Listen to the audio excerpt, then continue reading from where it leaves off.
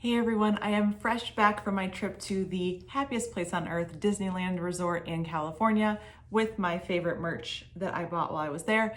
And I want to talk a little bit more about what makes going to Disneyland different from Walt Disney World. So if you are a Walt Disney World goer and you have been going there a couple times, you have the lay of the land, you know your routine, I want to talk about some of the things that you may not expect to be different over at Disneyland Park and what you need to know to make that Disneyland trip super magical.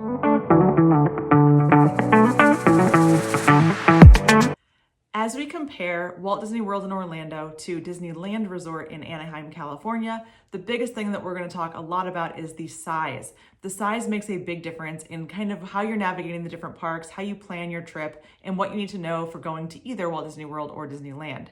For comparison, Disneyland Resort in California is 550 acres compared to the 27,000 acres over in Walt Disney World in Orlando. So there are going to be complexities in Orlando that you're not necessarily going to have over in Disneyland, but you're also going to have some unexpected surprises over in Disneyland that were news to me after having been a Walt Disney World goer for quite some time. Let's break those things down. I want to start with planning. The planning process for Walt Disney World and Disneyland is very similar, but there's also quite a few differences that I didn't even personally fully expect until planning this most recent trip. First and foremost, as you probably already know, there are only 3 Disney hotels over at Disneyland Resort. There's the Pixar Place Hotel, the Grand Californian, and Disneyland Hotel. Now, these 3 are considered on property, but there are a ton of other hotels very close by, most of which have walking distance over to Disneyland Park and Disney California Adventure Park. So when you're used to going to Walt Disney World and having to choose between those value, moderate, and deluxe resorts based on things like which transportation you prefer, which parks you're planning to visit, and the types of amenities you're looking for, you have a lot more options and a lot more things to consider when you're planning for Walt Disney World. Now, if you really want to stay on property at Disneyland Resort, any of those 3 hotels are going to be a fantastic choice for you. They're all within walking distance to the parks, which means you're not dealing with bus transportation, you're not dealing with any other monorail types of things. You can walk directly through downtown Disney, and at Grand Californian, you can walk directly into Disney California Adventure Park. So proximity is key. Again, those are 3 resorts. They're all going to feel like they're really in that deluxe category compared to the ones that you're used to over in Walt Disney World. I recently stayed over at Disneyland Hotel. I have a whole review planned for that one, so make sure that you check that out on the channel. And also, if you're looking for some room tours, we just posted a couple that are going to be for Pixar Place and for Disneyland Hotel. So lots more information to come on the hotel side of Disneyland. Now, the second thing I want to talk about is early entry. Early entry is a huge perk to staying on property, both at Walt Disney World and Disneyland Resorts. Now, at Disneyland, the biggest difference with early entry is you are not getting this benefit every single day at each park. They actually alternate which parks are going to provide early entry for resort guests depending on the day of the week. So you're going to want to check the calendar over on the Disneyland app or the Disneyland website to see which days you get early entry at Disney California Adventure Park and which days you get early entry over at Disneyland. That can make a big difference in how you spend your day and how you spend your time. I will say, as someone who usually gets up early for the parks and as a family of East Coasters over on Pacific time, we love to get to the parks early. We definitely took advantage of that early entry and rope dropping. So there's a lot of strategies you can do for that, but keep in mind, it's not every day at both parks, so plan accordingly. The next thing you'll want to know is that you do still need to make park reservations for Disneyland. This means you have to choose in advance before your trip which park you are planning to go to each day. This is something that used to be something that we had at Walt Disney World as well, especially post-COVID, and it is still happening over in Disneyland. Disneyland is really a locals park. It was built originally for the cast members and the locals, and it continues to really fuel that group. And so it does make it a little more complex when you're planning. You want to make sure that you're able to get those reservations in, because there may be times when those parks will sell out and you will not be able to start your day in the park of your choice. So keep that in mind. Now, advanced planning. You can actually do your lightning lane reservations kind of the old school way. The way that we were used to doing them at Walt Disney World is how you're going to do them over at Disneyland still. You cannot pre-book lightning lanes or rides that you'd like to go on, whether that's individual lightning lanes or multi-pass rides. Instead, as soon as you scan into the park, that will then unlock your ability to start choosing your rides. Now, the difference here is that at Walt Disney World, as you know, you have to plan those things far in advance. Sometimes you're going to choose a ride time that's not even available till 5 p.m. and that can make your day feel a little bit long and kind of losing out that time to maximize your morning or your early day. Over at Disneyland, my experience has been that with those individual lightning lanes in particular, like Radiator Springs Racers, Rise of the Resistance, while you're in the park, you can easily find an individual lightning lane for that time or within the hour of when you're looking. But what I will say is, from my personal experience, I don't think you need multipass over at Disneyland the way that you need it at Magic Kingdom, at Hollywood Studios, in particular over in Walt Disney World. Most of the rides, especially at Disneyland Park, do not have lightning lanes. And the reason is because there's not enough space in the park to actually have a second queue line. So things like Pirates of the Caribbean, you're going to want to check those wait times because it is standby only. Most of the rides in Fantasyland are also standby only. So there's some really great strategies that I have to help with kind of figuring out what do you want to do at what time of the day and how do you maximize those early morning hours, especially if you're doing rope drop or early entry. So stay tuned for more on that. I've got a lot of recommendations there. Now, aside from lightning lanes and multipass, I said you probably don't need multipass over in Disneyland. I do believe that's true. I think you can still buy those individual lightning lanes for those high wait time rides, and I think you should consider that if those are must rides for you. But the one thing that you absolutely need to add when you're going to Disneyland is a park hopper ticket.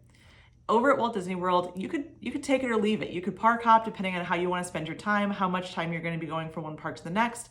But you also have that transportation to deal with. So it can be a little bit longer to get from Park A to Park B. Now at Disneyland, they are right across from each other. They are a short 1-second walk, essentially right across the promenade to get from one park to the next. And depending on the crowds as you're in the parks, it's a really nice feature to be able to say, you know what, I'm kind of overwhelmed right now at Disneyland. It's noon, things are getting a little busy. I'm gonna hop over to DCA and do some rides over there and kind of take a break and come back to Disneyland later. It's so easy to do. So definitely you're gonna want the park hopper tickets if you're spending any time at all in either or both parks at Disneyland. All right.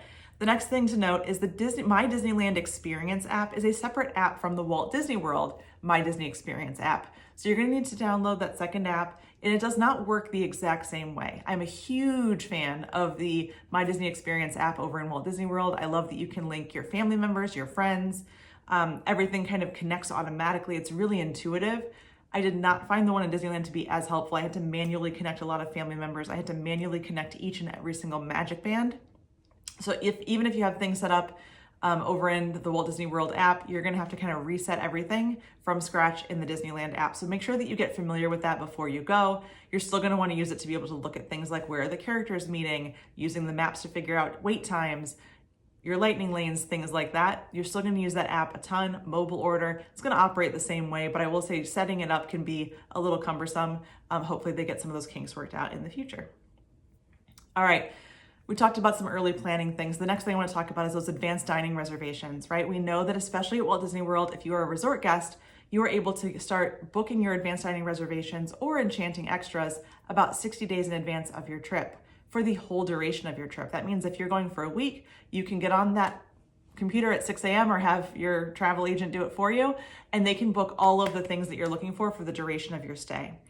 Now at Disneyland, that is not the case. You actually have to get up every single day, and you can only book 60 days out for each day of your trip. So you're getting up, if you're going for a week, you're gonna spend 7 days in a row if you're looking for at least one dining reservation a day and booking those in advance.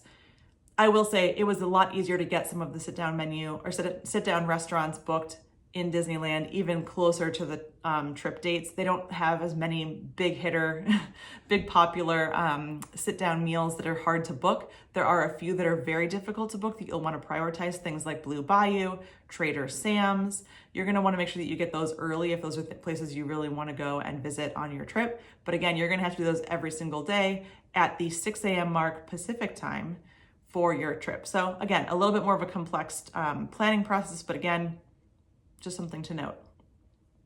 Now, talked a lot about proximity of the parks being close together, the hotels all being really close. It's 550 acres, a lot easier to navigate and manage, but there's a huge challenge that brings, being that it's a smaller park, that I don't think anyone really talked about before I went. I didn't hear this a lot from other people that do vlogs over in Disneyland, and maybe it's because it's their home park. But as someone who's been very used to Walt Disney World, where you have wide open spaces, you have a lot of people, I will say that the congestion in these parks was definitely unexpected. I have been to Walt Disney World at all different times of the year, and depending on the busy days in the parks that you're in, it can feel really tight in the walkways. But no matter what time of day we were in Disneyland and it was not super peak time, there was a lot of congestion in the walkways, and that is because the parks are much smaller.